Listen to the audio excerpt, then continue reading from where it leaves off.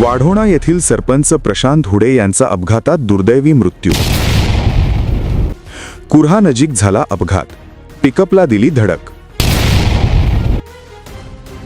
Dhamangaon railway नजीक या कुर्हा येथे एका पिकअपला धडकल्याने तालुक्यातील वाढोणा येथील सरपंच व कृषी उत्पन्न बाजार समितीचे संचालक प्रशांत हुडे यांचा घटनास्थळीच मृत्यू झाल्याची दुर्दैवी घटना घडली आहे.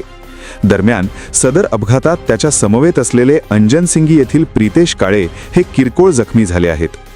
घटनेची वार्ता कळताच कुर्हा पोलिसांनी तात्काळ घटनास्थळी गाठून मृतदेह उत्तरीय तपासणीकरिता धामणगाव रेल्वे येथील ग्रामीण रुग्णालयात रवाना केला आहे. त्यांच्या अपघाताची वार्ता कळताच वाढोणासह धामणगाव परिसरात शोककळा पसरली आहे.